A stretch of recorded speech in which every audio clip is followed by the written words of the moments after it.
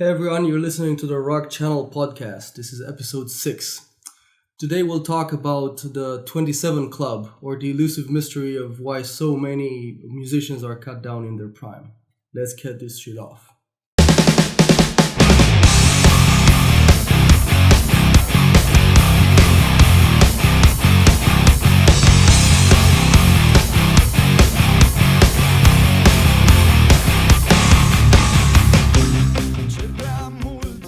Hey all you crazy mamma jammers out there, I'm Tyson. And I'm Victor.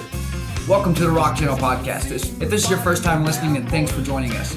The Rock Channel Podcast is produced every week for your enjoyment. We are also doing extra episodes being recorded available upon subscription on our website found at www.therockchannel.net. Tune in often and feel free to add the podcast to your favorite RSS feed or iTunes. You can also follow us on Twitter at rockchannel_net or like us on Facebook. All links are in the show notes. Now let's get into the show.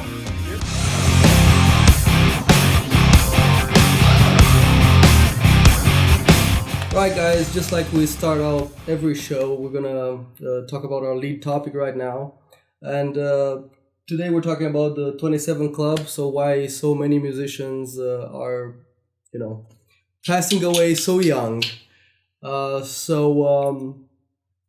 This is going to be an interesting discussion. Yeah, it is. What do you think? The 27 Club, man, it's been like such an elusive mystery from Cobain to Hendrix of why so many musicians are passing away at age 27. It's really neat to think about. If you actually like sit down and think about 27 and they're musicians or artists or whatnot, and they're just being cut down so young, not only at 27, but... Okay, that's what I'm going to say. So they're all dying at 27? Well, Where does this 27 come from? Well, we have a few topics brought up. If you look right... Well, you can't look right here, obviously. But Neil Young once said, "It's better to burn out than fade away." A sentence that would later be found in a suicide note written by Kurt Cobain. Kurt was a fifth member of the 27th Club. So... a group of musicians who died at the age of 27. Today, with the passing of Amy Winehouse, she too has joined the ranks of greats like Jim Morrison, Jimi Hendrix, and others who are part of this very exclusive club. So the 27 Club is something that's been coined over time from so many musicians passing away at 27 that were monumental in the music industry, like Kurt Cobain, Amy Winehouse, I think was the latest one to join this club. Jimi Hendrix, Jim Morrison. It's just why 27? Like, they're all passing away at 27. Why not 37? Why not 36? Why not 32? Why 27? So that's why it's been coined the 27 Club. I see. So, it's pretty interesting if you think about it. Yeah. If we keep going down on... if we keep going down... Yeah, no. I'm a child. If we keep going down...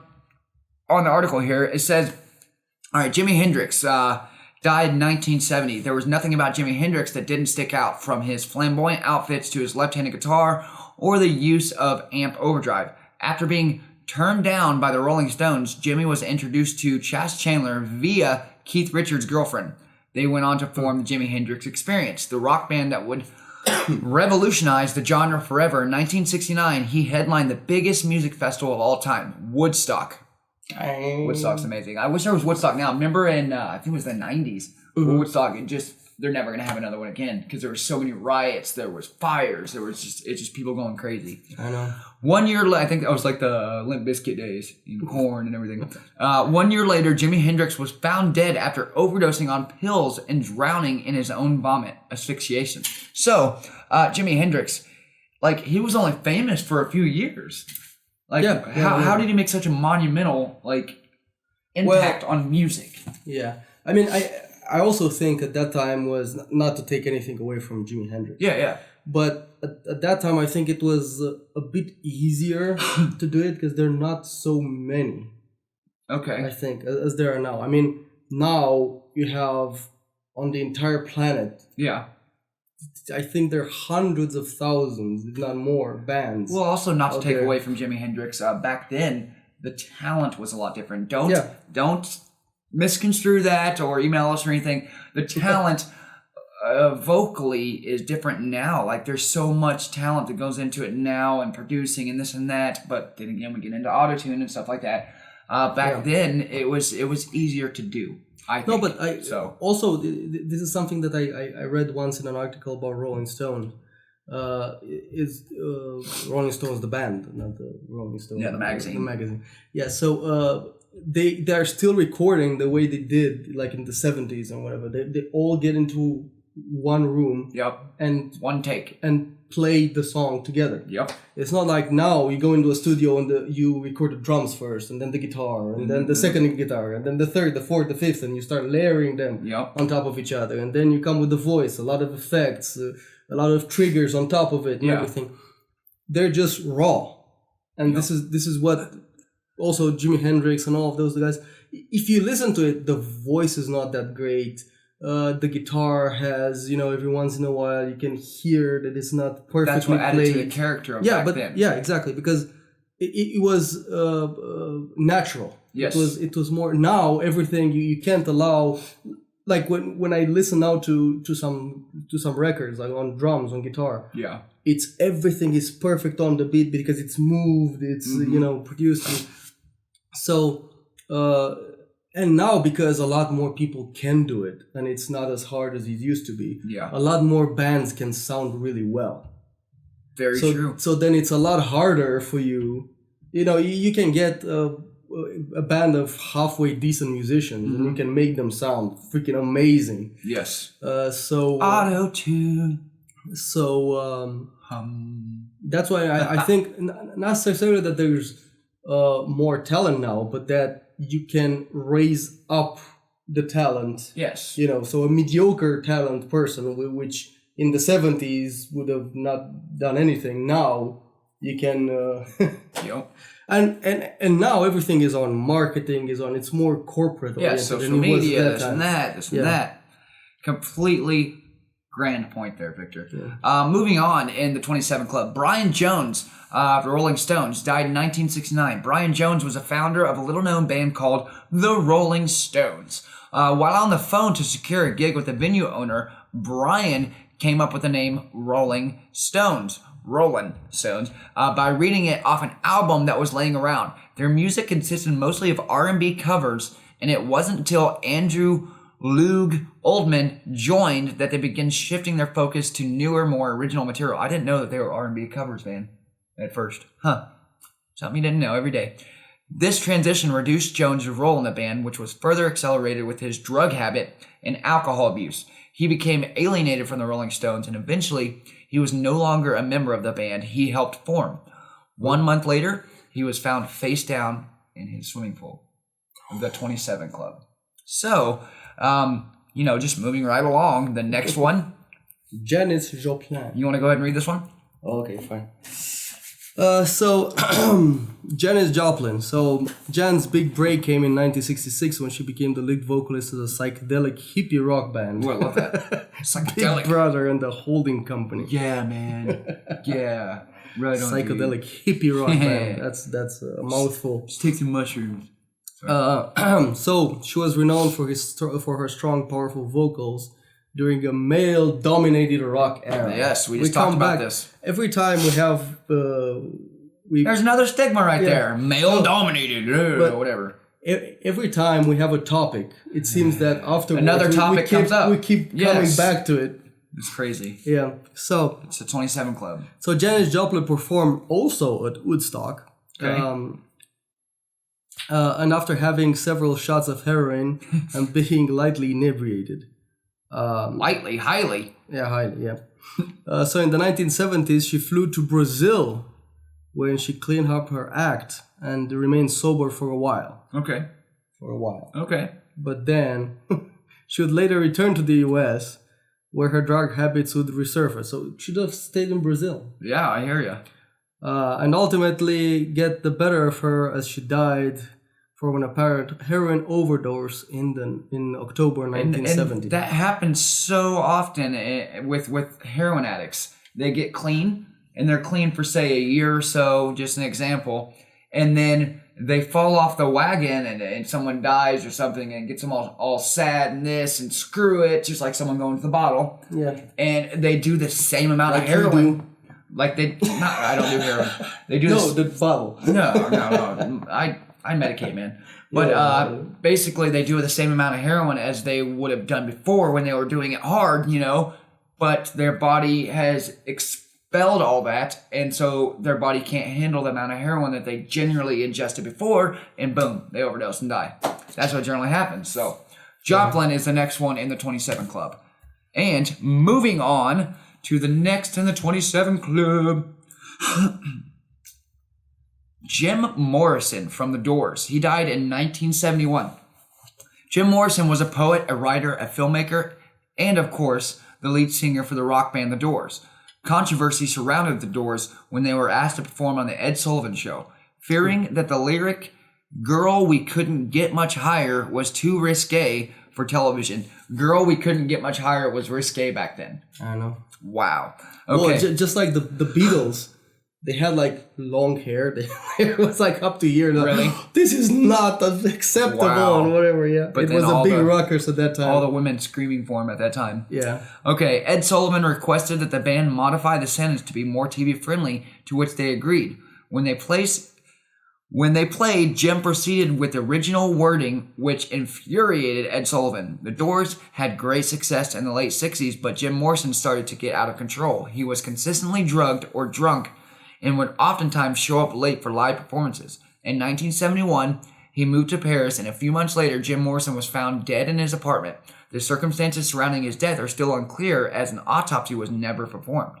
While we're talking about Jim, here are the most 7 controversial Jim Morrison moments, which it goes on to show controversial moments that Jim Morrison. What I don't understand, what's with people and when they get famous, they get out of control with drugs? Well, I mean, a lot of them aren't used to the spotlight and this and that. Kurt Cobain's deal was he never wanted to be famous. Yeah, but he had the stomach problems and stomach aches and everything. But I mean, still, I never understand this. To me, I would have seen it the other way. Like you were big for a while, and then like your career tanks. Yeah. And then you have to like drown your sorrows in something, so you pick up drugs or alcohol, whatever. But when you're riding the wave up, I don't understand why you would need. A lot of them aren't prepared. Aren't prepared for the paparazzi, this, and that. And that's what's being said. But I don't agree with it because... I don't know. I mean, it's not like I'm doing music right now to be famous. I'm doing it because I want to entertain people. And maybe that wasn't their mindset. Maybe their mindset was they wanted to entertain people, but they didn't want to be famous. Kind of like what I'm saying. But they weren't prepared for what came. Or someone introduced them on the road to here's heroin, man, or here's this and here's that. And it comes down to the point of right and wrong. Yeah. Stay away from the temptations.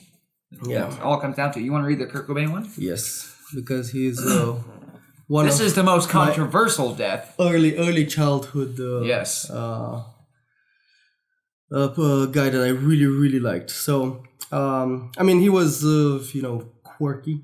Yeah, he was. He was different. He was definitely not the rock star. And he never wanted to be. And he never wanted to be. He was just quirky. Yeah. So, they were the ones, because it starts saying that they were in the era where rock music was all about long hair and leather jackets, and here comes Nirvana, and it's just ripped t-shirts and ripped jeans and the I don't care sort of look. Yep. And it was cool because they were some of the only people who were doing it. So it was like their costumes. There was maybe one other like Soundgarden. Yeah. But they were from Seattle as well, I do believe. Yeah, the whole Seattle movement, because you had Alice in Chains, you had a whole bunch of Soundgarden, yep. So Cobain sported short hair and wore flannel clothing. Yeah, he was not cool. No. Nirvana became an overnight success when they took Michael Jackson off the #1 slot in Billboard music charts. That pissed little Mackie off. With their smash hit, of course, Smells Like Teen Spirit. Yeah. Good song. I mean, it's overplayed, but good song. Yeah. This was one of the first songs I learned how to play on drums. Really? Yes. It was like first. You have that bit to that. I like the video. Everybody was like going crazy, mosh pitting and stuff. But after a while, that beat was used by so many people. It got like really lame. Yeah. Like Weird Al. Pretty much. Okay. So grunge music would go to flood the radio airways through the early 90s. In 92, Cobain wed the equally unorthodox Courtney Love. Oh, I hated her. Mm-hmm. With whom they had a daughter, Frances Bean Cobain. Who is now a model, by the way. Really? Yeah, she's a model. I didn't know. Mm-hmm. So in 93, Nirvana, known for their grungy, loud music, were approached by MTV and asked to perform a quieter, the acoustic set. You got the unplugged? It was good. Where Kurt Cobain did the emotional performance of "Where Did You Sleep Last Night?" That was a really nice one. And I think what they were saying is that he was actually thinking about Courtney when he was saying the song, because they were having issues at that time and whatever. So I think that's why infidelity. Yeah, I think that's why he was so emotional. Yeah. Nirvana. I think it's the most controversial death on the 27 Club because there's been two documentaries about, probably more than that, but two famous ones. One that just recently released called Soaked in Bleach.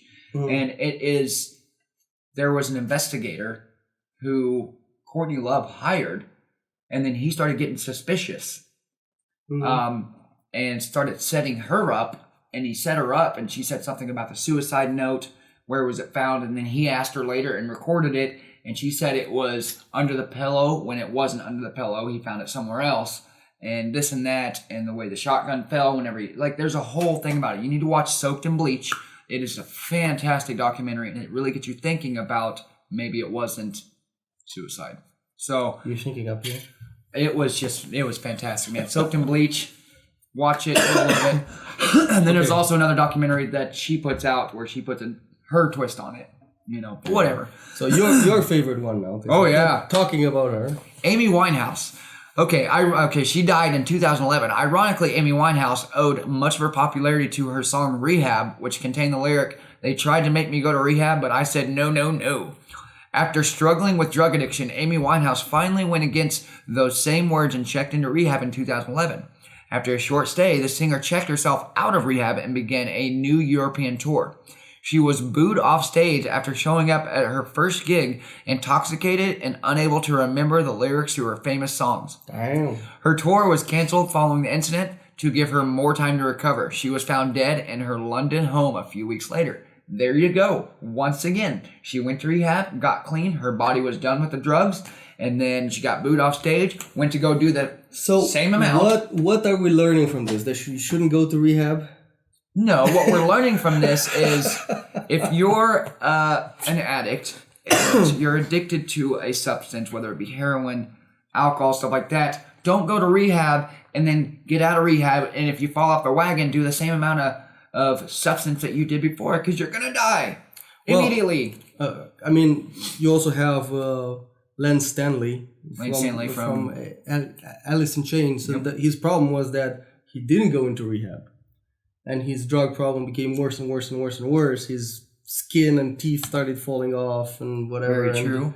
Yeah. And unfortunately, he died. I loved his voice. Okay. On this next one, we're going to just go ahead and read a few extra side notes of people who died in the 27 Club. Jean-Michel Basquiat, painter and artist. He lived from 1960 to 1988. We already read the Jimi Hendrix, we read the Jim Morrison, we read the Amy Winehouse. Joplin, okay, Robert Johnson, he's a guitarist and songwriter. 1911, 1938, he was 27. Brian Jones, we already read that. All right. And just, just to touch up on the 27 Club, it's just so sad. Like, these artists, it makes you think, where would they be now? Like, Cobain, towards the end of his career, his music was getting a little heavier. And he was starting to scream a little bit more and this and that. Today he would be playing death metal. Essentially, that's the route he was heading. But no, he would be in the modern era now. He would be in his late 40s. Yeah. That's just insane to think about. He would be old. Yeah. Where he would be right now musically, would Foo Fighters ever been created? This and that. Like, well, I think you never know, but I do think that at some point Nirvana would have blown up because he was too unstable. yeah. It was because if you read about it, he would have he would constantly disappear for like weeks or months and not tell anyone where he was. He would Before he died, he left. Yeah. And then just said screw it, and he from overseas he flew back to Seattle and then walked around for a little while and then went to his home, and then that's where they found him dead up in that loft above his garage. All right, and that wraps it up for the 27 Club, and now on to the news. All right, as we do in every episode, we selected some interesting articles that we want to go through. So let's start with DevilDriver's frontman. DevilDriver! Political statements are far out of my bounds. I love DevilDriver. I have just got to throw this out here. Des Farah, the lead singer, who was also the lead singer of Cold Chamber, which was also my very first concert I ever saw here in Kansas City. Oh my God! It was fantastic. I walked into this place, literally walked into this place, envision this, right? You know how big El Nino is, right? Huh? You know El Nino, the band El Nino? Oh, yeah. Mexican metal band? Okay, I walked into this place. It was with my cousin Dom and Mike, and their friend was supposed to go to the concert with them. And I guess he bailed out, and I was up visiting my cousins with my dad. And my dad wanted to get me out of his hair, because I'm a little 12-year-old Tyson. And they were like, okay, you can come. My dad paid for the ticket. They took me. We walked in the door. El Nino's lead singer was right there at the door handing out their demo, right?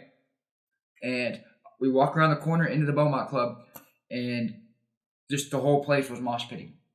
And I was just like this. My jaw dropped. That's what I'm doing right now. Well, you can see me.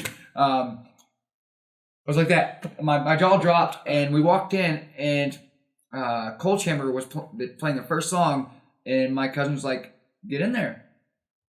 And then we all three went in the mosh pit. And I'm 12 years old. I'm sitting there throwing elbows and stuff, and it was so amazing.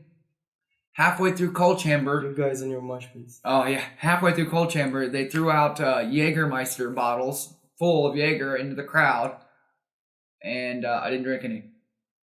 Whatever. There was a woman, looked like she was having a fornication on the ledge up there. This is not crazy one-time stories yet. No, I'm just saying that this is how much Des Farah from DevilDriver means to me, because it was my very first concert ever, and we're going to talk about DevilDriver, so that is the So how do you say that? Des Farah? Des Farah.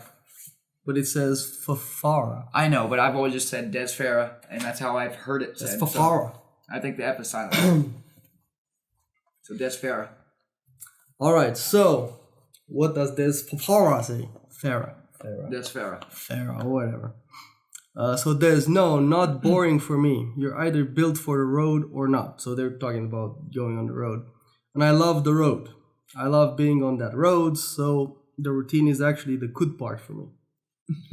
The first week is always the hardest. I've heard that from so many people.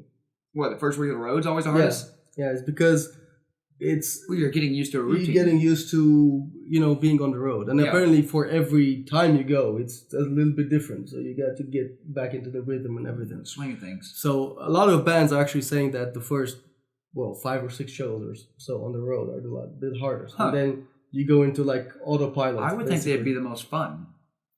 Everyone is saying that. You don't know. I just think they would be the most fun. Once you're in the routine, it's the best. See? Yeah. It's the best. Screw the rest. You're on autopilot. Like exactly what I said, dude. Yeah, it's amazing. I thought you got it from that. No, I didn't. Subliminally, your eyes saw it. No, I didn't. So, me and Des Fafara think the same. The shows become even tighter. Everything goes as planned. Tight like a tiger. So they're doing now shows with Death Angel, Winds of Plagues, and the Agonist. The Agonist. What the hell is an Agonist? Like agonist. It's agony. Agonist. Yeah, whatever. Boy, why not the antagonist? Yeah, different there altogether. You get more used to the set list that you're doing, the stage, the time you're going on at night. You get used to everything the more it goes on. Why do I put up with this? Yeah. So I'd say about 2 or 3 days in, we get really, really fired. So then, of course, they start asking him about what else? Yeah. Mr. Donald J. Trump. Oh boy. This is gonna kill me. They're asking him if DevilDriver would have played for the inauguration of Donald Trump. That would be a sight to see. The look on his face. That would have been awesome. So Mr. Dez says no. Not out of disrespect of the office or even for him as the president, because he is the president at this point. This is the first election since I was 18 years old that I did not vote. He did not vote. I didn't either. You did not vote. Mm-mm. I voted. Awesome. I just felt like as much as it is a right to vote, you also have the right not to vote. Exactly. Yes, but then if you don't vote, you don't have the right to complain. Oh, I'm not complaining. I'm just saying. So I could not get behind either of the candidates. Neither could I, but I voted anyway. However, Trump's stance on bringing jobs back to America, etc., that works for me. His stance on Israel, actually, from what I'm familiar with, and I'm not a political person, so keep that in mind, but I believe his stance on Israel is much better than Barack Hussein Obama. Correct? Correct. Okay. I'm the musician. I'm not political. Political statements are far out of my bounds. I don't have enough information on any of these topics even to bring to the table anything intelligent. Laughs. Honestly, Like that? I don't know. Honestly, no, usually when I see the thing laughs, Yeah. I picture out the dorkiest freaking cartoonish laugh possible. Yeah. Honestly, opinion with musicians when it comes to politics, they just get them in trouble so much. This is something that freaking kills me. And it freaking kills me when musicians are asked their opinion on politics. Yeah. And it's because no matter which way you go, you get freaking hell from half of the freaking country. I would say no comment. Yeah, exactly. I mean, I would, and it happened with the Dixie Chicks. It kind of happened with so many artists and bands and whatever. Every time you take a political stance, of course, half of the country are going to say you're a retard, and the other country are going to say, oh, that's awesome. But it's not just like I hated when actors, instead of going at the Emmys and say thank you, mom and dad, they start talking about Trump or Hillary or whoever. I mean, it's why do we need to bring politics into absolutely everything? I mean, we're already drowned out by politics on the TV, newspapers, on the internet, on everything. We have entertainment to freaking escape from reality. Yep. Not to go right back into it. So I mean, why ask him the questions about political reasons? Like, no. And I also agree with him. I mean, look, I'm an entertainer. I'm here to make people happy, to play music. I come to party! Do whatever. It's not, unless I want to, okay, maybe I am a political activist or whatever, but then I bring it up. It's not something that should be shoved down your throat all the time. Exactly. But anyway. I would have got up and dropped the mic and said, this interview is over. Damn it! So, I can actually, on the band's 2016 Trust No One album, he's saying that we debuted at number 16 on the Billboard 200. That's not bad at all. No, it's not. DevilDriver's the force to be reckoned with, man. I'm telling you, they're pretty kick-ass. I dig it. Okay. They did a cover of Sail by AWOL Nation. Really good. You gotta check it out. So this is the highest debut and the most we sold on a record. We've got a fan base that stays with us because we have an evolution. If you listen to any of our music and listen to the different records, you'll get the signature sound, but we definitely move forward every single record and have an evolution both in the styles of the songs that we're going to bring to the table. I think this is important. And I think he's saying something here that some bands need to hear. Yeah. So you do have to have a signature sound. Yes. But that doesn't mean you have to release the same freaking album 10 times in a row. So I think this is something that is very important to some bands. There are some bands that go to the extreme where this album would sound nothing like the previous one, which I think is a mistake because you're creating your own brand. So when people listen to not 20 different brands. Yeah. When people listen to something from, 3 albums apart, 5 albums apart, they should still be able to say, oh, it's that band. But they should also be able to say, okay, this is probably earlier in their career, this is probably later in their career. Yeah. So, but anyway. I agree. That is an incredible thing for heavy metal. We're really proud of it. So, now they're saying that they're already started writing music for their next album as well. So, but anyway, yeah, I mean, this was more to touch on the artists and politics type of thing. Yeah. As I said, I think it should remain a separate thing because I'm not gonna stop or start listening to a band based on political affiliations. Nope. it's just retarded. Anyway, so you take the next one. Okay. Nonpoint frontman says he wouldn't pay to see a hologram concerts and slam bands who use pre-recorded backing tracks. Okay, for one, I like Nonpoint. I've been listening to them since I was about 14 years old. Since their Recoil album. They did that cover of Phil Collins' In the Air Tonight. Phenomenal band. Just through. I have a little thing. So pre-recorded backing tracks. Is he talking about like effects? Okay, he slams bands. I thought he said slam bands. Can you know slam bands? Slams bands. Okay, yeah, he slams bands who use pre-recorded backing tracks. I would say as in vocals. Okay, if he's but even so, let's say I don't agree with pre-recorded vocals. Well, but let's say you're the only vocalist in Tyrant Sun that can actually sing. So when we go and record a song, you make 2 voice tracks, one on top of the other. And it's hard to do live. It's probably impossible because you have to say you'd have different to have a words. pre-recorded backing track live. That's what I'm saying. Is that a bad thing? Or... not to have an overabundance. Because people want to come to your show to hear you sing live, not your pre-recorded And voice. also, he doesn't mention it as his voice or something. Because I think if you have electronics as backing tracks, I don't find anything wrong with I don't either. So let's see what he has to say about it. All right. Sofa King Cool recently conducted an interview with Nonpoint frontman Elias Soriano. You can now watch the chat below. A couple of excerpts follow. On a possible new trend in concert technology where artists are performing as full life-size holograms. Elias.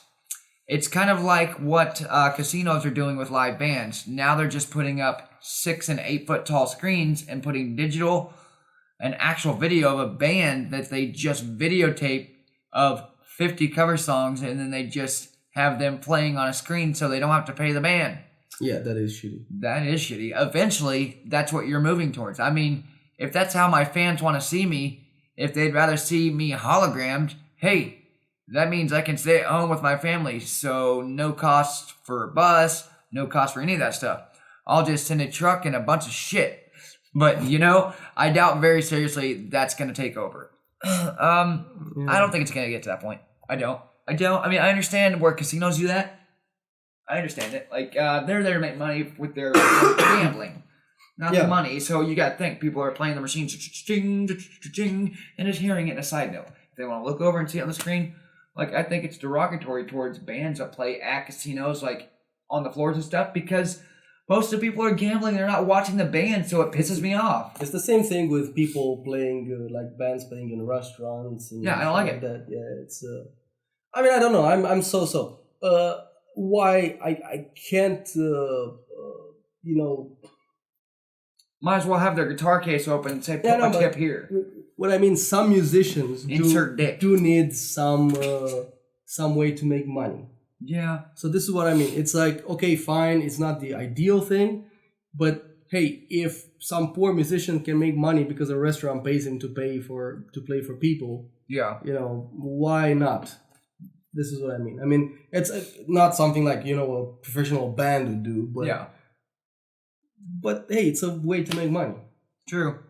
Okay. On whether he would ever pay to go see an artist perform as a hologram, Elias says, no, of course not. I have enough problems with acts that have entire verses and chorus on tracks. If I wanted to pay to hear you sing over your CD, I would have paid. So that's my main thing. Have a little fucking pride and a little self-worth in what you do for a living and get up there and do it for real. And if you can't, pack the fuck up and go the fuck home. Okay, I understand where he's coming from a little bit. I think he's speaking of the bands that have a lot of their song pre-recorded. Well, where they maybe have to sing the choruses or this or that. So I mean, there are bands who play just like they have a CD and then they just mimic playing in the show. That I do understand. Now, if we're playing and like 80% of the music because they can't handle doing it 52 times in a row during a tour. Yeah, but if you play that 80% of the music you hear is instruments and drums and vocals, and then you have electronic backtracks or God knows what, then I'm totally fine with it. So if it's everything on a CD, then yes, I agree. Okay, I understand. Okay, on whether he has ever been in a situation where he knew one of the other bands was using a lot of pre-recorded backing tracks at its live concerts. Ooh. Let's see what conspired. I've heard of labels coming out to see acts and telling them that if they don't lose the tracks, that they're going to get dropped. I mean, I'm not the only one that feels this way passionately about the opportunity being given. I work hard at what I do, and I put it all out there. And I make sure that I'm not fucking asshole the night before drinking myself into a hole so I don't have a voice for the next day. Very true. And if that's what you have to do to make sure that you have a good show the next day, lose the fucking tracks and don't get so shit hammered. Go to bed at a normal fucking time.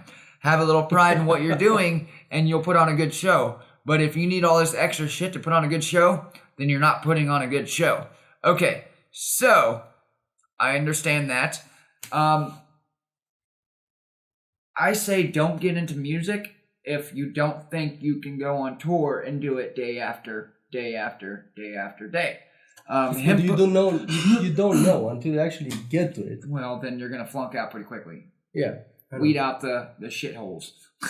I like how this guy has so much passion towards it. Also, what else can happen is you've played for 30 years, and then suddenly you realize that, oh damn, my voice doesn't carry that well. Or me on drums, like I'm getting like close to like 60. I can't do the fast double bass anymore. Yeah. And then you're like, well, should I give up all this money and everything, or just freaking come up with some pre-recorded shit? And, try to fake it. He's only probably in his late 30s. I've seen Nonpoint 3 times, and each time there has not been a single recorded anything, and he's been phenomenal live.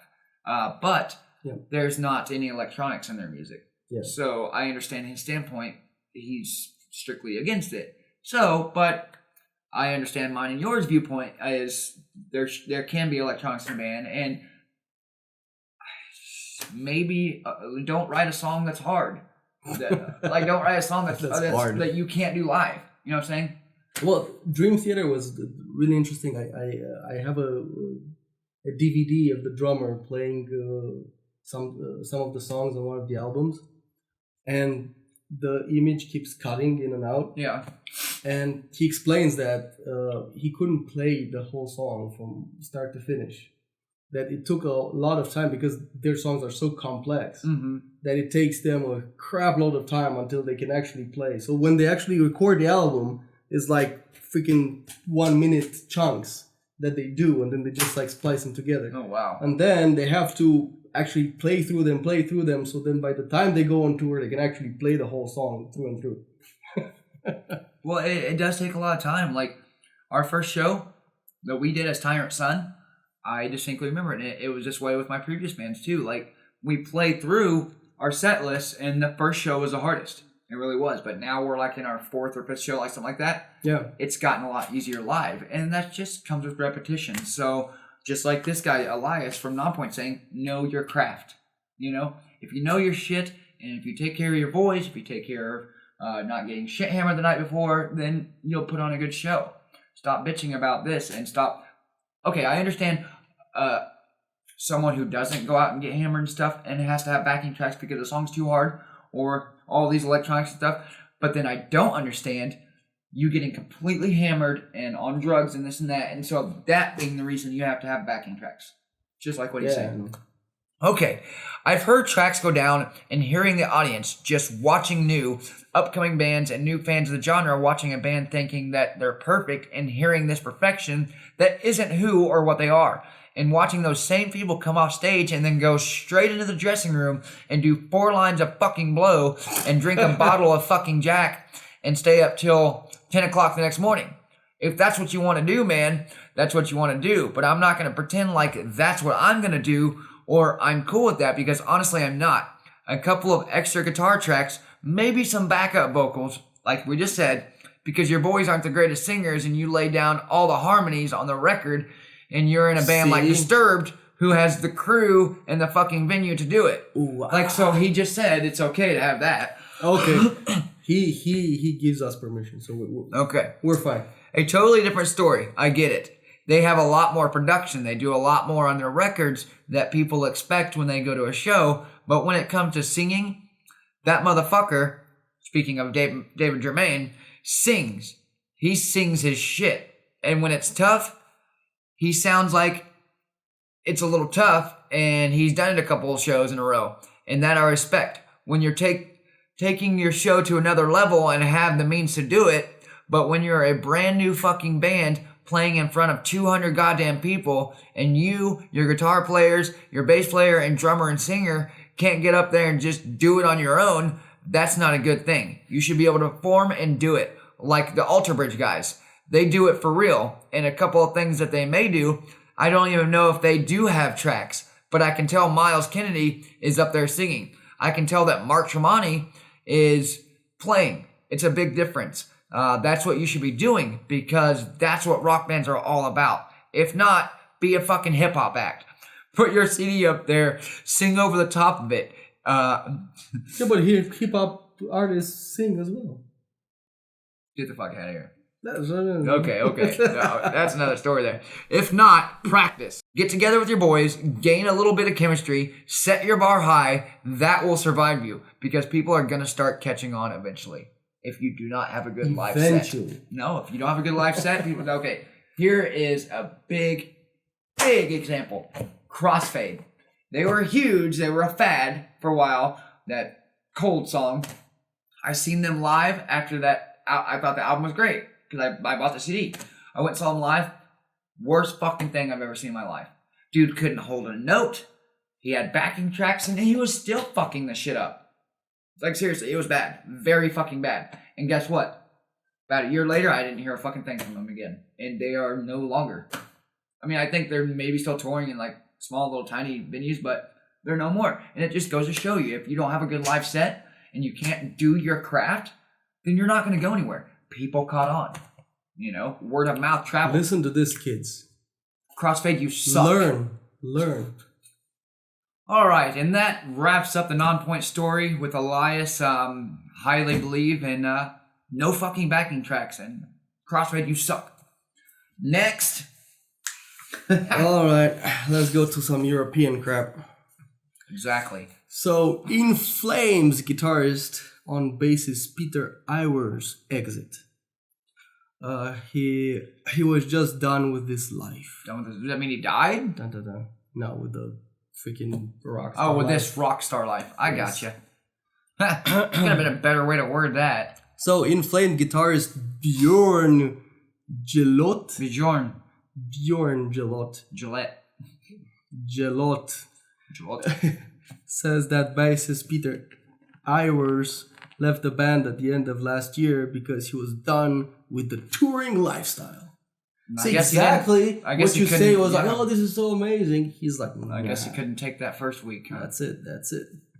So, Iwers issued a statement in November saying that he was exiting In Flames to pursue other endeavors. He has since been replaced by Hakan Skoger.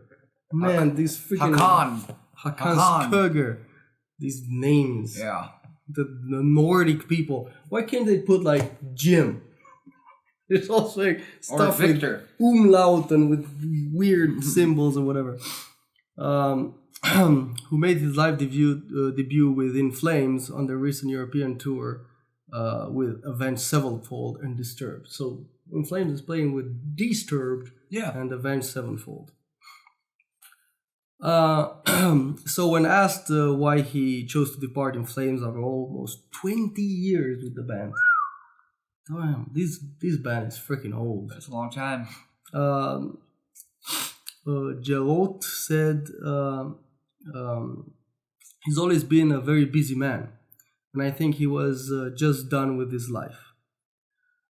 He's still writing music, playing music with friends and different constellations. Peter and I have a bar together in Göteborg, Sweden. So he's busy with that. Oh, okay, they own a bar. That's cool. He has a brewery together with the old drummer from In Flames. Oh, so he's good. Daniel Svensson. See, this guy, the old drummer from In Flames, Daniel Svensson. Yeah. At least that had a normal name. Yeah. Okay. But, I mean, they're talking about his exit and he's done with the touring. But, okay, it's a little bit easier to be done with touring and done with the rockstar life when you have a decent income to go back to. Yeah. You know what I'm saying? Well, it was the same because I was actually shocked when I think it's last year that the drummer from In Flames left. Okay. And it was the same thing. It's like, Svensson. Okay, yeah, Svensson. I'm done with the... I'm just saying they had money to go back to, so it's easier to make that decision. Yeah, of course. So according to Jalot, Iwers first brought up the subject of living In Flames before the band's fall 2016 tour with Hell Yeah. Hell Yeah, that's the... lead singer of Mudvayne. Yeah, and the drummer from Pantera. Yeah. And a few other people. We talked a little bit before the last US run. Like November until December last time the guitars were called. We talked a little bit beforehand, and I think he just made the decision early on that tour. It should suck when you're like, okay, we're going on tour for a few months, but I'm telling you I'm leaving the band, and then the entire tour you have to play with that guy. He's gonna be like, and you're just like, okay, he's gonna leave right after this is done. Yeah, must suck. Anyway, I mean it's good if it's done like they do, where it's mutually agreed. But if it's like a shitty break, then it must suck. So you hate the motherfucker, but you still have to play with him every freaking night. At him. Yeah.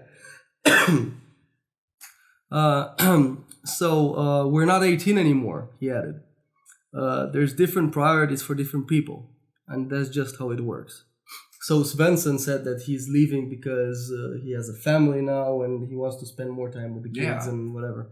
And when you have a band, that's very not as... yes. So it's super sad. It's our brother. But then again, we have so much together that we don't want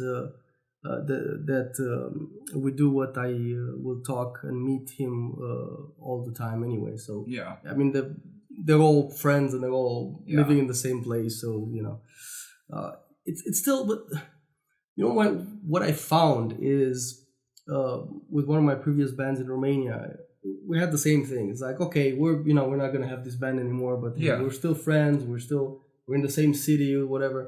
But once you cut that tie, it becomes harder and harder to actually meet them and be friends. And after a while, you meet them again, and you're like, you don't even have the same interests anymore, and you just start drifting apart after a while. And I mean. And I'm talking about the band I had in Romania was the first band I've ever done, and we spent 20 years together, dude. Well, we didn't actually play through the whole thing because that was like 6 years of that. I was here in the US, and we had to cut all of that back, and then I moved from Romania in a while and everything. But so we're almost like childhood friends to a point. So we had a lot more than just the band. But even so, you know, now we don't see each other that much. Well, now I'm in the US, but even when I'm back home, you know, we didn't see each other that much and everything. So it's sad anyway. So Björn also spoke about the Skuggers addition to In Flames, saying that the bassist is an old friend from the same area where I'm from, in Gothenburg. Actually, the entire music genre, I think, is called Gothenburg. It's a style of music. That's a city that came up with a whole bunch of bands that are in the same vein. So he played with Anders, vocals, Niklas guitar in Passenger. Okay. So this is a side project of the vocalist of In Flames that I really liked too. I didn't know this guy was the bassist for that side project, so that's interesting. He was also in Gardenian. Oh, that's another band that I like. Oh, I like this guy already. Gardenian is an awesome band. They had just one album, but it was a killer one. Which was also one of Niklas' early bands. And I think he played with Niklas in Engel as well. Okay. We just know this guy is awesome when it comes to playing bass. He hasn't toured that much. The funny thing was, musically, it's not a problem whatsoever, but he was wondering stuff like, when we get to the venue, do we get food and stuff? Yep. And I was like, what? Are you serious? Is that really your question? Because musically, he kicks ass. Yeah. So, yeah, that's... Do we get food? Do we get food? That's amazing. Well, he has his priorities. Yeah. Hungry. So Battles, In Flames' 12th studio album, was released on November 11 via Nuclear Blast in all territories, excluding North America and Scandinavia, an 11/7 music group in the US. Svensson announced in 2015 that he was leaving In Flames to focus on his family life. Also, 2015, not 16. So it was focus on the almost businesses. 2 years ago. Yeah. So, I mean, yeah, this is a band that I freaking adore for quite a bit of time. They're good. They're still good. Not as much as in their heyday. Yeah. But they're amazing musicians, and they're pretty damn good. So, well, at least they keep going. That's what's important. Right on. All right. Gojira frontman. It was vital for me to start doing something new with my vocals. What is he doing with his vocals? I don't know. Let's find out. Is he doing something else than singing? Well, it was exclaimed. That would be new. Yeah. Maybe he's humming. Okay. Yeah. Okay, recently conducted an interview with the vocalist guitarist Joseph Duplantier of French progressive metalers Gojira. Gojira, not Gojira. I say it any way I want to. Everyone say Gojira. I don't know. It's Gojira. It's not even Gojira. It's Gojira. Well, it sounds cool either way you say it. So it's about fucking music, not the name of the band. Yeah. You can now watch the chat in 4 parts below. Okay. Duplantier. Yesterday at the show, a fan told me, "Can I tell you something? I really love your band, but a lot of people think that you went mainstream." And I wasn't sure what that meant. Really, to this kind, did he mean you're trying to make money and you betrayed your fans?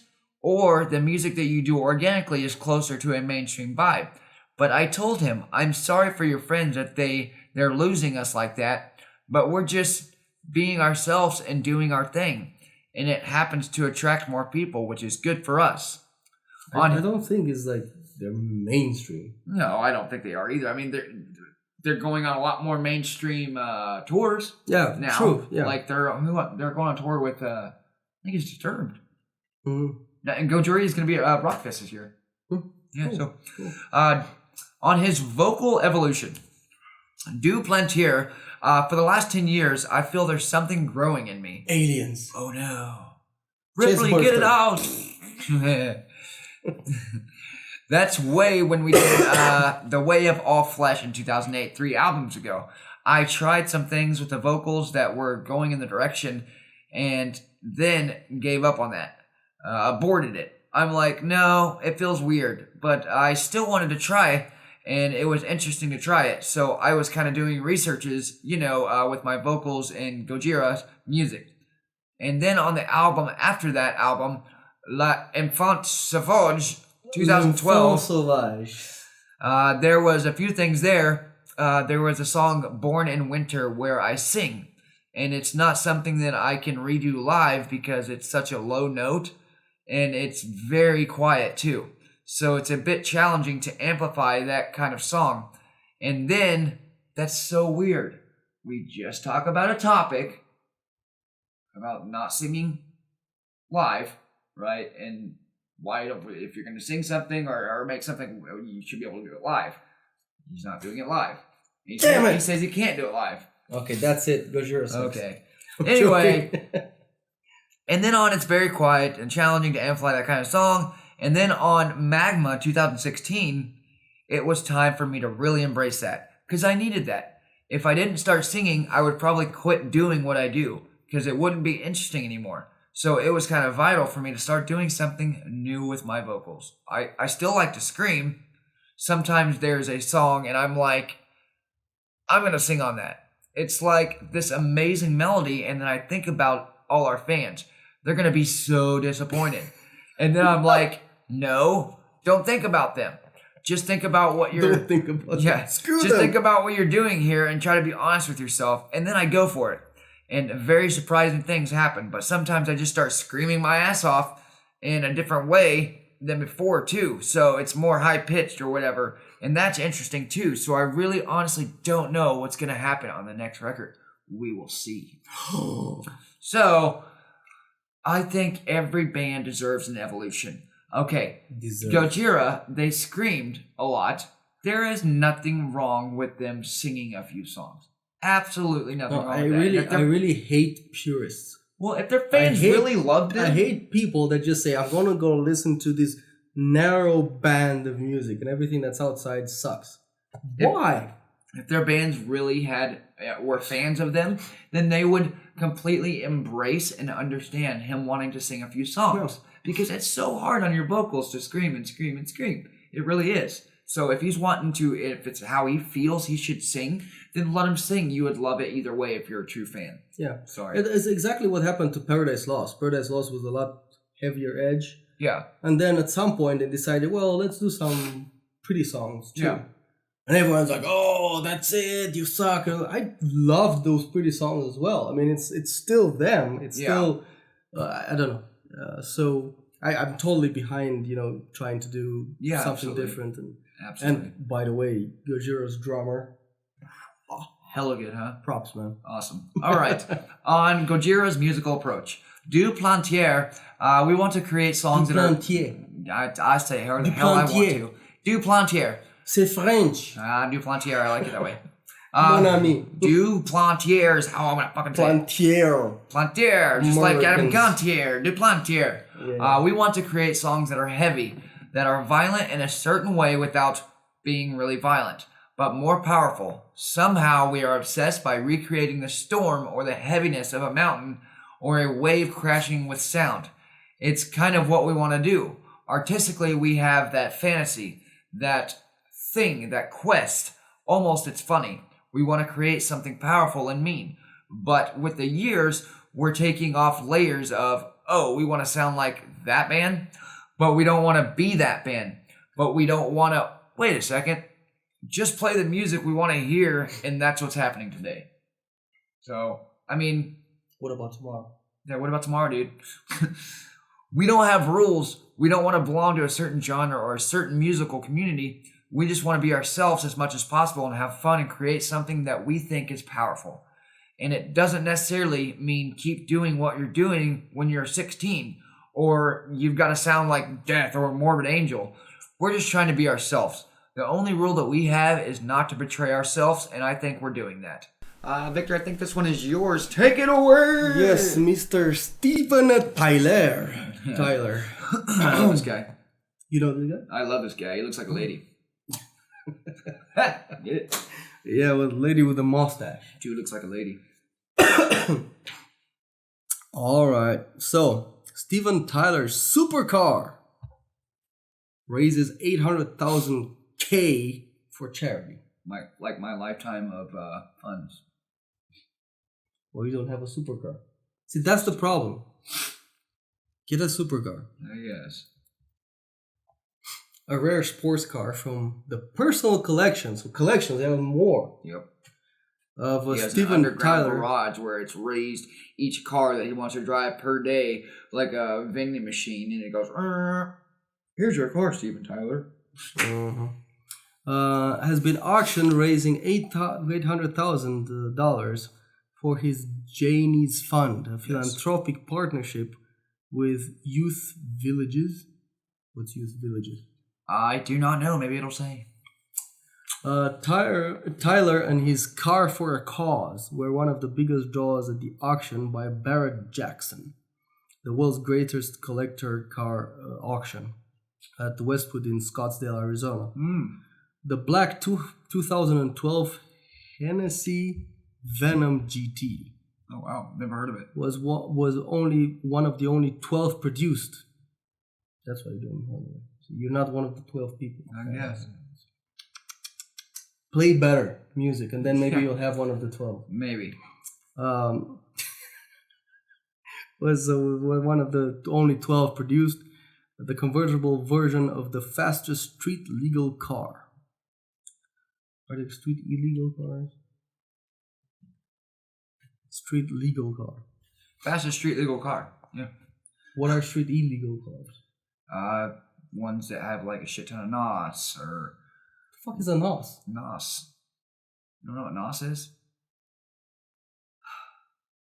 What?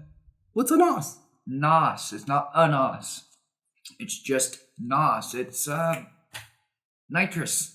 Okay, whatever. Cars that have nitrous are sometimes illegal. Cars that have too much horsepower are illegal. Cars that you can't take a drag car and put it on the street. All right. Tyler was on the stage, and 15,000 were in the arena audience as the auctioneer chatted the bid. The auction was broadcast live on Velocity TV. To sweeten the deal, the rocker threw in a vacation stay. He's cheating. So the car didn't say for 800,000 because he added. Yeah, he threw in a vacation deal to his Hawaii home and a guitar autographed by Aerosmith band members. Okay, so then right there, that's a sweet deal. Yeah, that's worth like 50,000 and whatever. So the actual car didn't sell for 800,000. Yeah. Lies and deceit. All lies. All proceedings are going to the Janie's Fund. So we raise enough tonight to provide 20,000 days of therapeutic support to abused girls across America. Okay, so this is what the Janie's Fund is doing. So what about abused boys? I don't know. Okay. Sorry. Tyler said, I want to thank Barrett Jackson for and the thousands of my fans who have been drawn to this cause this year. As a father of 3 daughters, a son, and now a grandfather, it broke my heart to learn that each year in America alone, 700,000 children are victims of serious abuse or neglect. Very and true. 68,000 will be sexually abused. Together with the Janie's Fund, we're helping girls rebuild their lives and overcome trauma they experienced. Actually, very touching subject. Your question is a relevant one as well, because unfortunately, what they found sometimes is that it's brothers and sisters, like. But what they found that many times boys are neglected when it comes to stuff like, because if you're a baby boy, that doesn't mean you can't get abused, even sexually abused and everything. So that is a fair point. So. But anyway, any help to any child, regardless of the sex or age or whatever, is well taken. Absolutely. So throwing on here this video as well, Janie's Fun. I'm sure you can find that on Google or wherever, and yeah, maybe contribute. Yeah, just like contributing to the Rock Channel at rockchannel.net@gmail.com.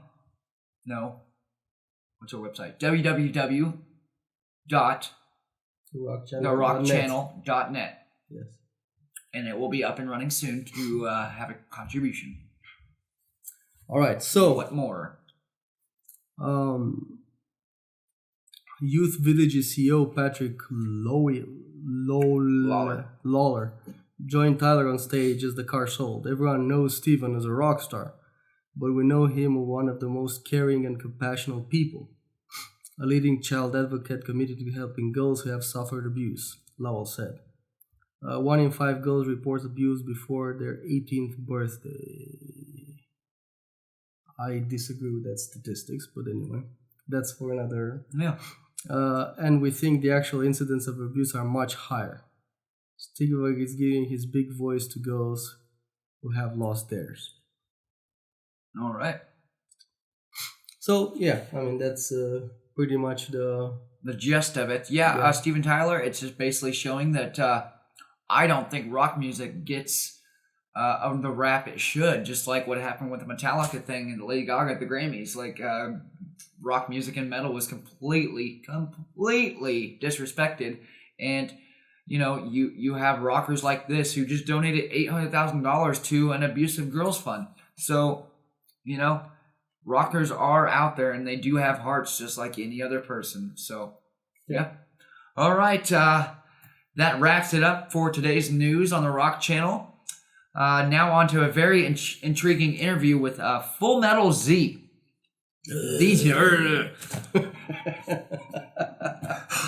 These guys are a zombie metal band. If you didn't hear that, zombie metal band, because Victor was coughing. Zombie metal band based out of Kansas City, Missouri. They are taking the zombie craze to a new level by introducing metal into the mix. They started off as a zombie cover band and have now upgraded to a full-on original band. So, without further ado, here is the crazy-ass interview.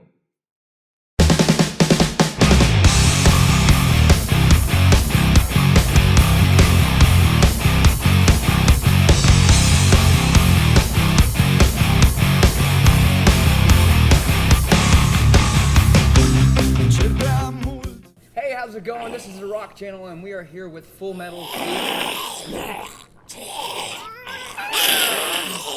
Oh my God, he's gonna get me. Oh my God, these guys are so awesome.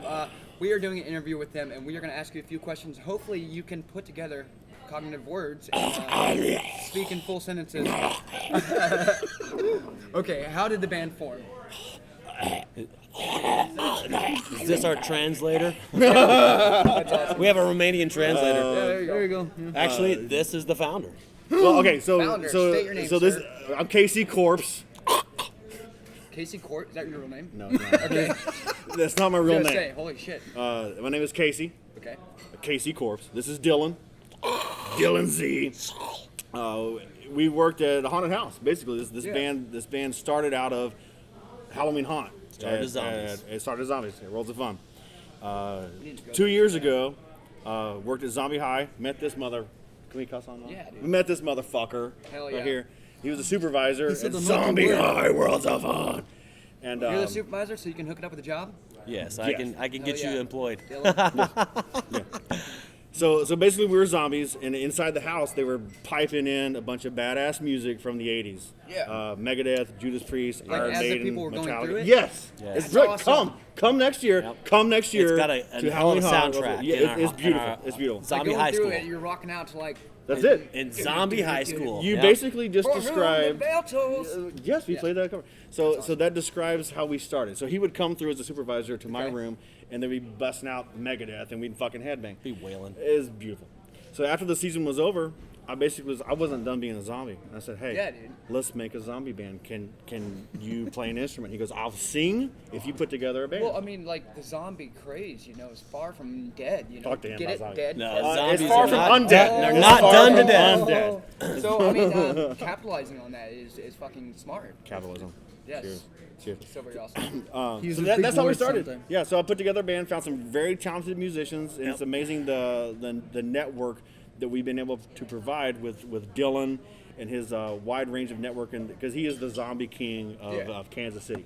I saw you walking in from the I parking started lot, off. and you already had the Speaking of limp going. walking, Take we it. started off with zombie walks in Kansas City. Okay. We didn't have them. Our friend Jamie King came from Minnesota. She founded Zombie Walks Kansas City.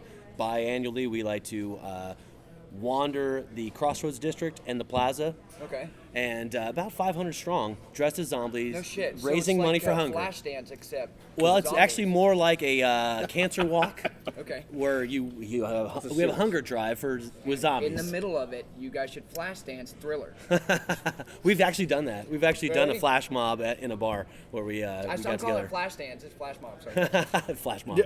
We can bring in Flashdance. I got It's gonna be that amazing. cover of that movie stuck in my head where she's all like, Yeah, you were. and then she's got the Yeah, rain. the water. Yeah, she got splattered with water. Yeah. She was sexy. The 80s. That's beautiful. So that was like 5 years ago in Kansas City. Okay. And following the ambition of wanting to zombie out, I found a haunted house that would take me, and just found a group of individuals that love being zombies. So I've done some film stuff and extra work and Yeah. that kind of thing around here.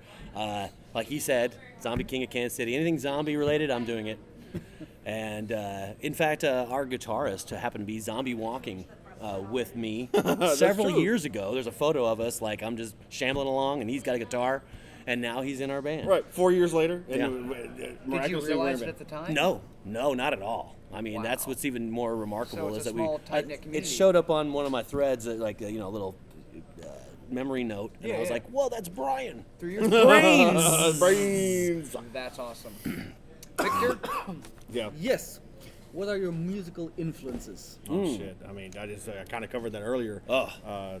Zombie High. Zombie High. Dead Zeppelin. I love it. Basically, late '70s rock, Soundgarden. '80s thrash, grunge. Anything 80s to the early 90s metal. Okay. So let's go Metallica, Megadeth, easily. Anthrax, Slayer, Zeppelin, Black Sabbath, Black Sabbath. Soundgarden. Soundgarden. So when you hear our original material, you're Okay. going to hear all that in the. We influences. started off doing good. metal covers. Like he said, we Yeah. went through the haunted house and we were like, let's do these songs. I saw the promo. And Yep. You were singing for Yeah, Who the we Bell did from the Tolls. Bells Tolls. We had a bell. The death bell, not more cowbell, more death death bell. bell. The intro for that song is like one of the best intros I've ever heard. Thank you. Thank you. We I enjoyed thought you were doing talking that, about the bass but solo. I'm sorry. but building The on bass solo from originals. Clifford. It was Thank you. that one too. It's not me. Okay, It's Clifford. But so we decided to build on originals. We decided to make it our staple, and just keeping in the undead theme. We're just having a lot of fun. I bet. Right now, our current original material is based on episodes of Walking Dead, Yep. Okay. of Even our Z own Nation from personal Sci-Fi. and our own personal graveyard experiences. That's true. Just go, no, he got The the infected are spreading. Oh no, here he comes! Oh, it's Dead Jammin'. It's Dead Jammin'. Dead Jammin'. You're looking great, It's man. Dead Jammin'. Join us. Dead Jammin'. Dead Jammin'. Look at you, Dead Jammin', Jammin'. You're joined with another member of Full Metal Z. What is your name, We sir? love it. Is this the guy you were speaking of? This is our drummer, Dead Jammin'. He's straight from Jamaica. You have dreads. You're a dreaded out zombie. Dread, man. Truly dread. Yeah, you're dread. He's deadlocks. He's got deadlocks. Well, that leads us to our next question. Who does your makeup? Like, I think you were discussing that a little Well, bit. this is Dylan's original work. Yeah. This That's is all pretty Dylan. good for- I'm yeah, a, that's I'm a, awesome. I do makeup art, but we've employed a makeup artist from Worlds of Fun. Yeah. She was one of the makeup artists of the year, I believe. She did win. Really? She is also Lindsay Doolittle is her name. She's an award-winning makeup artist. She has done participated Casey Live. Casey Live. She's done, participated some in Kiss makeup. That's true. Wow. She's participated in Crypticon. Okay. And I know that very well. and she's done the Yeah, face-off competition, and she has won the face-off competition at Crypticon. Yep. And again, she's also a makeup artist at Worlds of Fun and Halloween Haunt. That's how we met. And through various friendships and relationships, she's agreed to help us out with makeup. And so she's done. This is from Lindsay. This is a 2-hour process here. Yes. How long did it take you to do yours? 5 minutes. I was already dead. I'm not He was gonna lie. already dead. He's a real zombie, by the way. He's dead. I was trying to beautify me, but whatever. And how long are you right now? Like 15 minutes. wasn't it? Yeah, Sweet. On average, at Haunt, Lindsay has context about for you? 15 minutes No. per character. You really gotta work into contact. Yeah, yeah. I love contacts though. I want to get like completely blacked out ones. Those I are don't cool. wear 'em enough. Those are cool. Yes. That fits your style. It look good. I think it would. I think it would I got fit my what we did- guyliner. We did the video. I wore I contacts. love the guy lighter. What's that? I wore red ones in the video. Did like Dude, that'd one be red sick. one and then like another one. That's Red Dead. Red Dead Gem. Red Dead Redemption. Red. Yep. Oh, Video shit. game, Red Dead Redemption. We, It's a great we, game. write we a are song. also, Let's write a speaking song. of the should, about video the game. games, we are definitely tapping into that theme. I mean, Left 4 Red Dead- Dead comes into the That's a fold great a little game, bit. too. Oh, yeah, absolutely. Dead Rising. Dead Rising. Oh my gosh. There's no the end. humor in that one is I know. awesome. There's like no that. end to the zombie video game Easter eggs. There's never an yeah. end. Okay, let's see. So, What are your interests besides music? don't I get to ask any more questions? You asked- Victor, go I ahead. Victor. didn't. Oh, my bad. Sorry. Okay. You can ask re-ask it. Re-ask it. Whatever. Re-ask it. Besides was music, that? what are some of your interests? Oh, I better not. Well, yeah. You better. You're right. Censored, is it? Never No, mind. it's- yeah. Don't listen to Fully you. uncensored. Fully uncensored. Pornographic. Hey, I saw. I like visiting mortuaries and graveyards. That's And awesome. It's true. He's not lying. I came over to the studio, right, and he had the interview questions, and he had got bored one day and filled them out himself. Victor over here. And I got down to that question, and it said, "What are your interests besides music?" And he puts, "I do my wife." Yeah. Well, sex of is course, that's always a on side. it. I mean, And that's yes. her, by the way. Yeah. Never mind. All right. So, okay. Obviously, we're a zombie metal band, so movies are imperative in our band. So, horror movies and the genre, Yeah. zombie films, of course. But I'm a fan of any horror genre. Sci-fi. I'm a huge fucking Star Wars geek. I am. I'm not gonna lie to you. Like motorcycles. Keep that in the wrap. It comes into our next question. Oh shit! I'll wait for that till the next question. But yeah, there's filmmaking on Yeah, a that lot of belt. movies. This guy's an actor. He's in all kinds doing of short commercials. films. Yep. If it's zombie related, I try to. Are you pursuing that further? Like. Oh yeah, there's actually a few shorts that I've been in already. We have a local talent named Bruce Brennett. There's a name drop. There's a plug. drop. He's got 6 Emmys six Emmy nominations under his belt. Fucking six. Star Trek, Hey, you gotta be Lost, careful. Titanic. Oh yeah, are we following? We Well, got as in, copyright like, violations. No, I got a copyright violation for singing a little tidbit of a song, not even 2 seconds. Oh, of we singing it. we sang. Yeah, I hear you. Oh yeah. It sucks. Dude, he dropped it on YouTube, and not even 5 minutes later, we got a copyright flag. We got Did you do a Metallica song like you just did? Is No, that- I said, or hey, after do you remember this song? And it was like a Sum 41 song, and I sang like literally 2 seconds. And you could barely hear it. And then we got flagged again for the background music that was playing through a radio station. Wow. That's ridiculous. For one, Yeah, I wasn't that's talking ridiculous. shit on Sum 41. I was talking them up. You know? They don't know it's a robot, dude. Doesn't say, oh, was he talking good about the Yeah, time? I know. They don't It's care. They still- hear no, the thing, Yeah, ka-ching. but a human person made it that strict. So Human person. I know. That's true. There's a lot of red tape. yeah, This guy works for Harley Davidson, so there's bikes. that's awesome. What else? On the Yeah, what do you do Outside other of than music. This is Ride my bike across the country. there you go. That. You got like Sturgis and stuff, and then that one No, rock not and so roll much bar. of that, but I will be heading to Nevada, Elko, Nevada this Okay. come summer.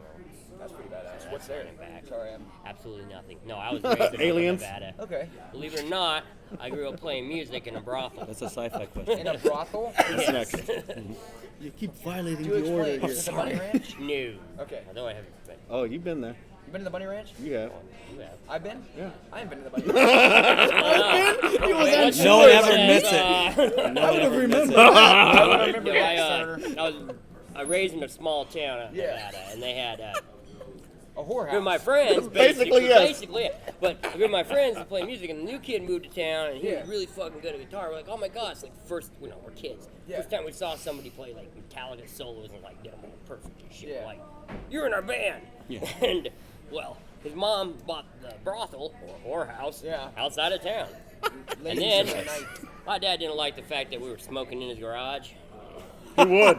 What So dad would? we had to move our rehearsal space to the brothel. Damn. That's hot. So like it was the like, you know, a lot of. So back to the question: is what's our interest? Absolutely. There, isn't it? Brothel Yes. stuff. Yes, Hey, it's a perfect segue. that's a good history. It's a perfect segue. And it's, I think we're almost done. Are they getting ready to do something? No, we gotta talk Star Wars. Yes. No, there we go. Star Wars? Go ahead. You have here I did now too. You go ahead. Victor. Star Trek or Star Wars? Oh shit. Oh. I just Be spoiler honest. alert. You can like both of them. Well, You, am I going first on this? I have to. You got to put what Fine, you I lean have more. to. Yeah, what you lean more Dude, towards. guess it's Star Wars all the way, There's no question. SG-1. No. I like both. I mean, I like both, but Star Wars is so. I mean, come on. Yeah. I like both. I'm not trying to offend any Trekkies because I will nerd out with all the Just Trekkies. offending me, sir. No, I'm we're on sorry, an ongoing Victor. Thing. We Victor. ask all the bands. Star Trek, Star Wars. Check so off. Far, I'm winning. Yes. I'm winning. I'm sorry. Star Wars all the way. It's alright. Thank you. I'm winning. Can we go further with the Star Wars thing? Yeah, good. Can we go favorite character? Yes. You can, yeah. Yes, absolutely. This is your show, dude. Star Wars. My show? Chewbacca. I like Chewbacca. Dude, who wouldn't want a loyal best friend? Yeah. I teared up at Force Awakens I've whenever. Spoiler alert: Han Solo dies. I don't know if you've seen it or not. He does. Damn it, you just know. ruined it. Sorry. He was my all-time favorite character too. The Han Solo. Well, he's got to die. He just had to. But when Chewie, and that one scene when Chewie was basically crying, Yeah. I shed a tear with Chewie. I know. I said, Dude, it was very sad. But- because but, Harrison Ford is amazing. he is. Favorite character though, Darth Vader. It is. The dark side fucking rocks. Vader rules I forever. like. you're talking I about like adult Darth Vader, right? Not Anakin. Correct. No one can stand that guy. But that's the beauty. If you want to go there, that's the beauty of fucking Darth Vader. He I started think out he as the innocent, destroyed annoying him. fucking little kid and an annoying ass teenager to the evilest villain of all time. Annoying ass evil I didn't villain. like the person they used. As a teenage Anakin. I thought Jar Jar was the most evil villain of all. Jar Jar was a shit. Miso Jar Jar Binks. He's supposed to. He's a hidden Sith Lord. No one knows it. Nobody knows it. That's all. I'm a Jar Jar lover. I don't care. I love the prequels. He doesn't. I love the prequels. He doesn't. It's fine. I like all the new Star Trek movies, the new movies. I like the new movies. I don't want to bag on Star Trek. I don't. I'm a I was- huge I just don't fan like of the the old- actors. I mean, Yeah. Brent Spiner, Patrick Stewart. Oh my God, yeah, and like you know, Patrick it's a Stewart. fun Are we series. talking Next Generation or are we talking a reboot series? That's Next Generation. Next Generation. Pie. 'Cause Yeah, I do that too. I don't really Dude, care I'm about. really liking the I don't I reboot don't care about the series, too. Scott I love Bakula series of the Enterprise. That. So yeah, it's hit and miss Ooh, with he's candy. Star Trek. Yeah. But Star Wars all the way. Yeah. Absolutely. And you? Ooh, a piece of candy. He's into James Woods. I like Star Wars. Star Wars. Yeah. Okay, All fine, right. let's go to the next question. Enough, Yeah. enough. Yeah, let's talk about Star Wars some more, Victor. guys. Can we talk about Yeah. Predator versus? All right. All right. Next 5 years, where do you guys see yourself? As a band or? Oh shit. Not a very we will be touring A lot on the horizon, I suppose. in 5 years. We're basically going to be touring globally. Global touring. Global Hell touring. yeah. You gonna work With a job for with Tyrant Sun. Tyrant Sun and Full Metal Z will be touring together in 5 years internationally. I will slowly turn this into a glam band. Yeah. 5 years from now, There you go. when they're touring international, we have to call them up and say, hey, remember you said this? Boom. Sir, So Mutual. let's see, Sun and Zombies. Like Red Dead. Is that Yeah. it? that would be awesome. It's The Red Dead tour. Yeah, it is Red Dead Tour. I love it. I love That's it. actually coined right there. Done. Copyright us. Yeah. What is it? 2000. So 2023. Come back and talk to us. Hell yeah. We'll see you in Scandinavia Romania. and Romania with Victor. and his family Stoica and Alina. and Alina at the family in Romania. Dos Vidania. Wait, that's Russian. Shit! Oh fuck! I'm sorry. Shit! I tried. He just ruined I everything. fucking erased it. That's it. The interview's It's over. over. It's over. Say hello, Buna. Buna. Buna I'm learning Romanian. from Kansas City. Nice. I'm trying to. My best friend's Romanian. I've just been learning a little bit of Ukrainian. I've been That's learning cool. English. For a woman? Yeah. Okay. Mail order bride. He's been working. Oh, He's order, been bro. working like 30 years. on Female English. order bride. I mean, You can't beat him, or can you? Get it? My English is terrible. What's that? I'm learning English.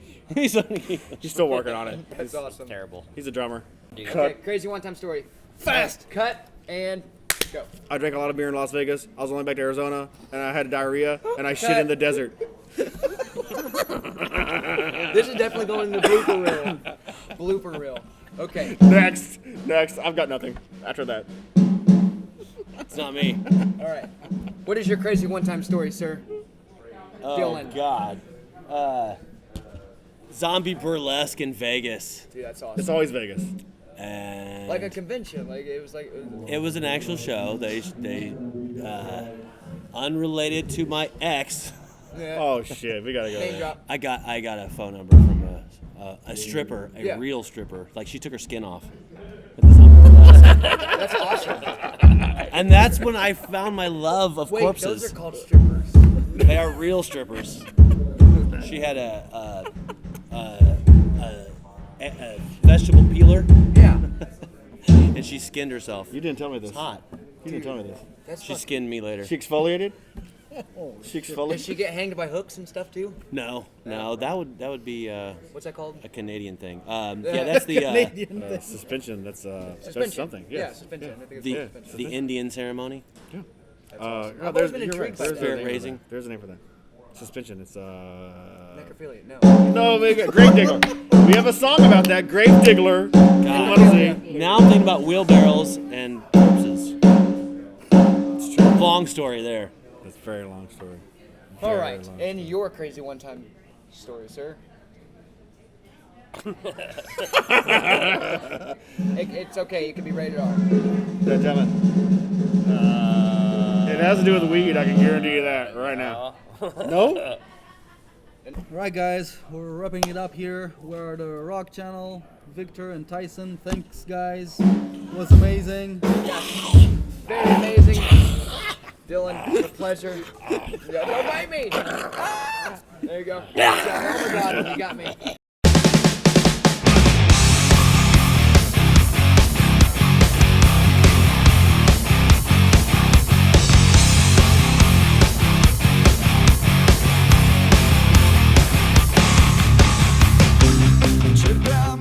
What page is on? Page 347. 666 666. is the number of the beast. God, I love your accent, Victor. I do too, man. That's fucking badass, bro. Why? Jessica, the road crew from Lordy, Jessica. said I look like a redneck zombie. That's awesome. Tyson, you think he tastes like chicken? He does.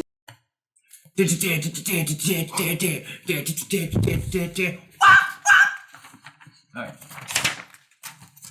Yeah, crazy one-time story there.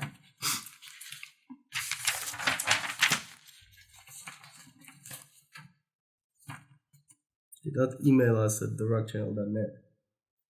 Email us at therockchannel.net@gmail.com. We'll change that. You're gonna have to look down and read this, so.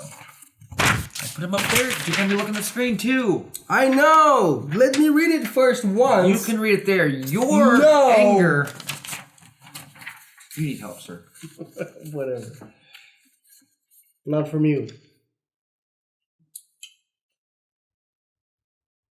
If you try to improvise that, it's not gonna go well.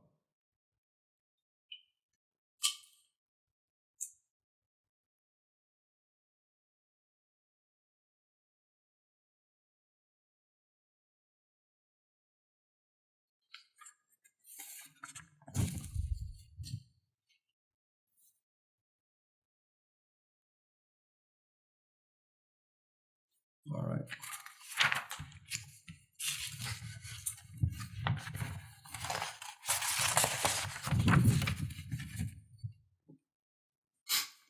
Happy?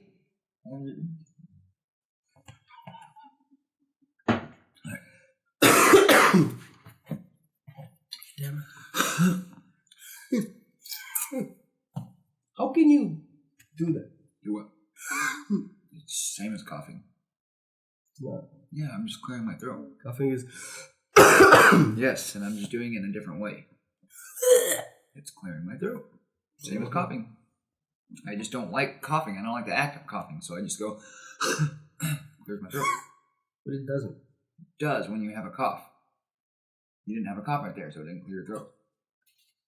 But you don't have a cough either, so it doesn't do it. No, I have the urge to cough, but I don't cough, so I just do that. How can you stop it though? Because if I have an urge to cough, I can't stop coughing and just do. Yeah, I just do that instead of coughing. How can you even have the choice? That's what I'm saying. Anyway, so. All right, that was an awesome interview. Was. So on to our next segment, crazy one-time stories. Now, until we have back again. You need to read it, man. Just read it. It's a lot more fluid. And once you start reading it over and over, you'll get it memorized. Okay, whatever. Just read it. Right, that was an awesome interview. It was. So on to our next segment, the crazy one-time stories. So this is where you email us at rockchannel.net@gmail.com and you tell us your crazy one-time stories. It have to be about the music industry, but you can be on stage, off stage. You could have heard it from a friend. Heard it from a friend. Yeah. So we want to know all the crazy details. So until we get more emails stacked, Yep. we will just promote the show. Absolutely. So we are a fairly new podcast about rock and roll. Rock and roll. And if you're just tuning in now, you can find us on iTunes, on Google Play Music, on Overcast, Stitcher, and many other of your favorite podcast providers. Just look us up and subscribe free of charge. Make sure that when you subscribe to our podcast, whether it be on iTunes or Android, that you give us a good rating and review. That helps us a lot. Yep. And helps us get up in the rankings. So please do that. We truly appreciate it, and you can also follow us on Twitter at rockchannel_net, or like us on Facebook. You can find us on YouTube, on our YouTube channel. Yep. Subscribe there, like, and comment as well. Absolutely. And all of these links will be in the show notes as well. The show notes being on your iTunes or Google, wherever you find this, the podcast wise. Yeah, we have all the links over there. So please go to as many as possible. Give us as many good ratings and reviews as possible. And word of mouth. Word of mouth is a big thing. So please share it if you like it. Share it with anyone you know. Yep. Just grab their phone. Just grab their phone and download the app of whatever it's on and hit that subscribe button. Send to all. Yes. So let's make this podcast skyrocket. Yeah. All right. Our next segment is called Band Discovery. It's where me and Victor we point out to you guys what band we have discovered this week. And my band discovery is Dangerkids. Dangerkids, stylized as Dangerkids, is an American rock band from Dayton, Ohio, formed in 2012. So they're fairly new. The current lineup includes 5 members: Andy Bain, Tyler Smith, Jake Bryant, Jake Bonham, and Katie Cole. Awesome. There's a girl in the band. I did not know that. Basic info. The band Dangerkids was formed April 27, 2012. Record label is Rise Records. And general manager, Fly South Music Group.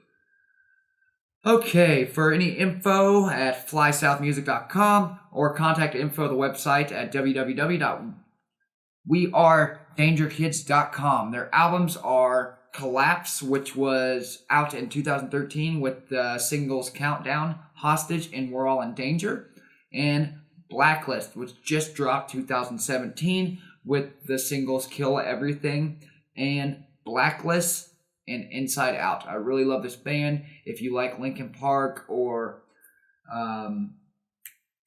From Ashes to New, Hollywood Undead, any like rock, rap, metal, Dangerkids is doing it in a whole different way, and I'm really digging it. So, oh yeah, Dangerkids. All right. For my band Discovery, we're gonna go back to Europe. Yeah, absolutely. So this is not a new band, definitely, but I think it's gonna be a new band for a lot of the American listeners. Absolutely. So I want to pitch it here because I love it quite a bit. So the band is called Crematory, and it's Do you know how we pronounce that in America? Crematory. Crematory. Yep. Yeah, it's just crazy. I think about that sometimes. The differences of pronunciation, European to American. You say crematory, like I would think of it in my head. Crematory. Cram it, like cram it in a And tory. you like cream. Let's Crematory. cream it. Yeah, Crematory. whatever. It's just a retard. Yeah. So it's a gothic / melodic death metal band formed in Mannheim, Germany, 1991. So they're definitely not new. Yeah, they're back in the day. So they received earlier recognition in the mid-90s when they started touring with My Dying Bride, Tiamat, and Atrocity. All three awesome bands.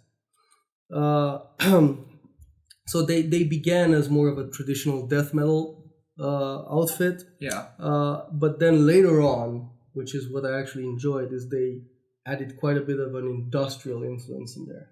Okay. And now they have a little more of an industrial feel than they're no longer death metal. I got you.